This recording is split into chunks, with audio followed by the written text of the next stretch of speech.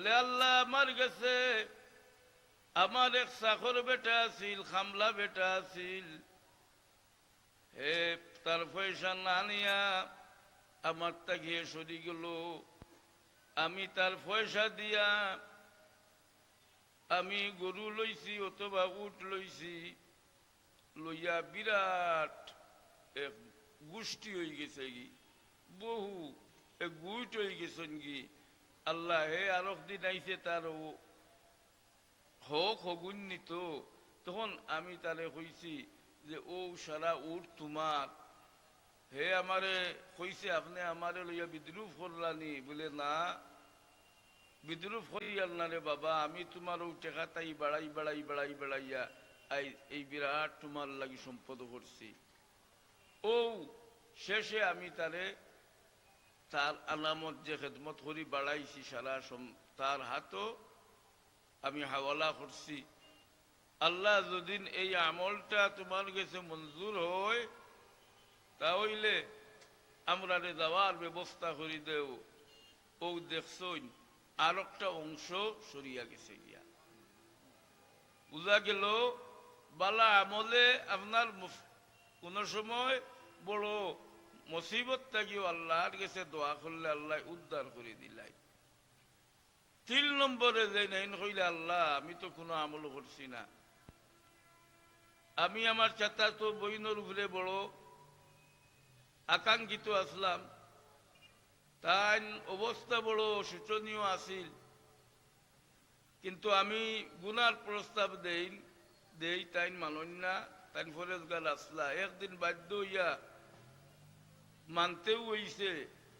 আমি গুনার আগে হঠাৎ তাই নামারে কইলা ইত্তাকুল্লাহ, হে আল্লাহর বন্দা তুমি আল্লাহরে ডরাও। আল্লাহ এই শব্দ শুনিয়া আমি আর গুনার খাম থাকি আমি সরি গেছি কি, আর আমি তান্ডে উপযুক্ত দান দিয়া দিছি। যদি আমি এই দিন আমার বোনের ইজ্জত রক্ষা করি, এই মহিলার ইজ্জত রক্ষা করি, তে আল্লাহ তুমি এই মুসিবত থেকে আমরা উদ্ধার করি দে। দেখা গেল আর একটা অংশ গেছে কি তাই বাহির হইয়াইতে পারলা। 1 নম্বরে পাওয়া গেল মাথা পিতার খেদমত। পয়লা দুয়াও বেটায় করছে যে আমার মার ওলা খেদমত করছি, আর মার খেদমত করিয়া ওলা আমার বাচ্চা ইন্ডে পিলাইছি না, তারা খান্দিতিরা, কিন্তু আমার মার সামনে আমি হাজির থাকছি। মা যে তবিল পর্যন্ত ঘুম থাকি উঠিছই না, আমি জায়গাত খাড়া থাকছি, উঠিছই নের ভরে দুধ পিলাইয়া বাতে বাচ্চা ইন্ডে খাওয়াইছি। ই বেটার এই আমল কতটুকু আল্লাহর কাছে মকবুল হইল, মকবুল হওয়ার কারণে এই মুসিবত থাকি আল্লাহ মার ওসিলায় বাঁচাইয়া দিলা। বনি ইসরাইলের যুগে এক অলি আল্লাহ আসলেন, নাম জুরাইদ আছে। তাই কোনো ঘটনাক্রমে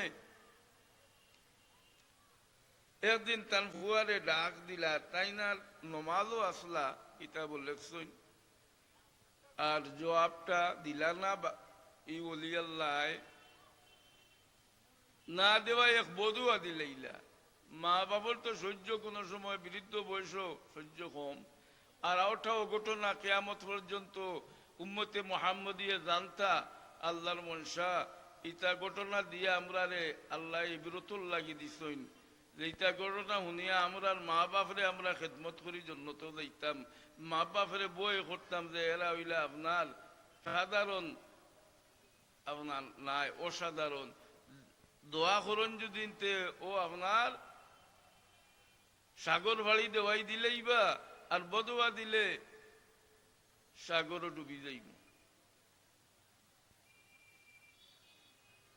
তাই নবাজর অবস্থায় জবাব না দেওয়ায় এই আল্লাহর তার মার মুখ থেকে ওই শব্দ বাহির হয়ে গেল যে আল্লাহ আমার এন্ডে মৌত করিও না যতবিল পর্যন্ত বেশা বেটির মুখ দেখাইছ না।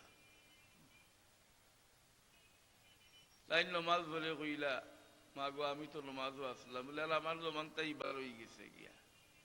তাই তো এই যুগের ওলা আপনার বুজুর্গ আসলা যে তার জবান ওলা আসিল যে পানি থু দিলাইলে বড় বড় বিরাট রুগী হলে শিবা পাইলিতা তার বেমার দূর হয়ে দিত।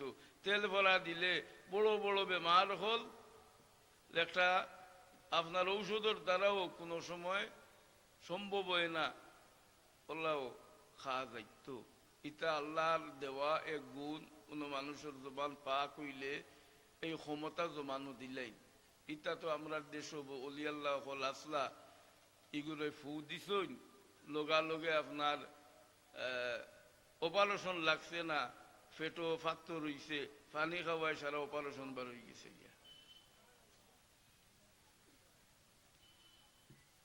ঘটনা চক্করে তাই তোর ই খেয়ালও নাই। হঠাৎ এক বেটি আইয়া রায় তান মুখানো রইবার লাগি বেফানাত ফরছে, রইবার লাগে অনুমতি চাইল, তাই অনুমতি দিলাইলা। রাত বেটির এক বাচ্চাও ওই গেল। এখন মানুষ আইসন তো সাহাবার গেছে হলতাল নেওয়াত, পানি ফোড়া নিতা, তাবিজ নিতা। আগর জমানা তো পানি ফোড়া তেল ফোড়া আছে, যার মুখ পা কেন চুইলেও খাম হয়ে যায়, কোনটা না লেখি দিলেও হয়ে যায়, জানাত পাক হয়ে গেছে গিয়া। এই বুজুর্গর ওলা স্পেশাল আল্লাহ ক্ষমতা দিছিলা হাত জবানো, যেটা ফু দিলে ইটা খাস মানুষের বেমার শিব হয়ে যেত, বিষ দিত গিয়া, আরো বড় বড় রোগ শিব হয়ে যেত। আইয়া তখন তো গরুর অবস্থা আলাদা, আর তাইনো দিয়ানো নাই, তা তো আল্লাহর দিয়ানে বলি দিছ। বেটিরে জিকাই লাগো তুমি ইনো কি আর তোমার এই অবস্থা কি বলে, ও যে বাচ্চা এই গৌফির সাব তেমনে কইছেন। তার উপরে এই পরিমাণ তারা আক্রমণ করছেন, গোর দুয়ার বাং গিয়া এই সীমা বাদে তাই জিকাইলা, তোমরা আমারে কিতা আমারে জিকাইলাই না কোনটা না, আমার উপরে অত আক্রমণ করলাই বিষয় কিতা। মারার পরে তো মানুষ কিছু দম লয়, ও ঘটনা তারা কইলা। ও কইলা ঠিক আছে এক তারিখ সাব্যস্ত হলো আর আর ওটার ফয়সালা হোক। তারিখ দিন নির্ধারিত করে হইল। এই বলি আল্লাহ রে আল্লাহ এমন পাওয়ার দিছিল, ও সময় বেটির ফুয়া উড়ো খেতাব করি সম্বোধন করি কইলা, হে বাচ্চা তুই খো তোর বাপ খে।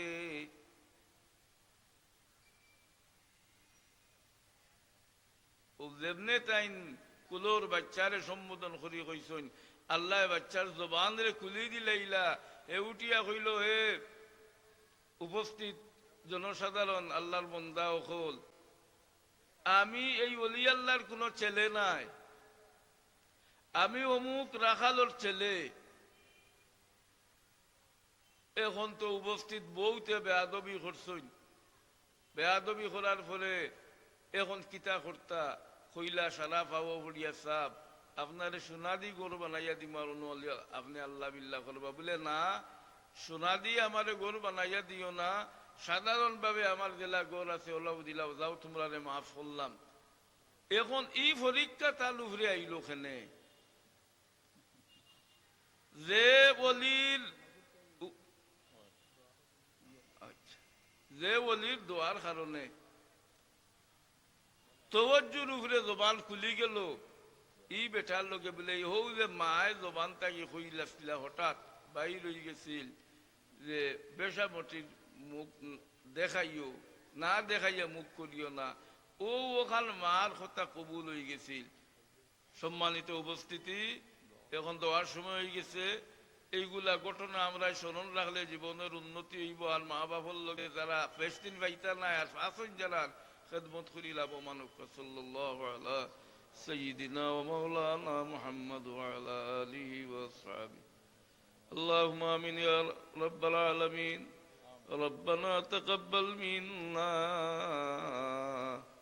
إنك أنت السميع العليم. ربنا عليك توكلنا وإليك نبنا وإليك المصير. الله ইমরো আমরা হাজির হইছি, ও নিয়তে যে 3 দিন ব্যাপী তাফসীর কোরআন মাহফিল যদি আমরা হাজির হই যাই তো হয়তো আমরা জীবনের গুনাহ মাফ হয়ে যাইতো কি পারে। যে জায়গার মধ্যে তুমি কইছিলা যে এই জাকাত যদি কেউ হইয়া হাজির হই যাইতে আমি ঘোষণা দিয়া দেই আমার গোলাম হল তোমরা যাও জিকিরর মজলিস লাগি হাজির হইছো আমি তোমার জীবনের গুনারে তোমরা মাফ করে দিলাইলাম। আয় আল্লাহ আমরা হয়তো সামনে বছর হাজির না হইতাম পারি, আমরা হয়তো এই জগৎ থেকে আমরা বিদায় হয়ে যাইতাম পারি। ইয়া আল্লাহ এই মজলিস রে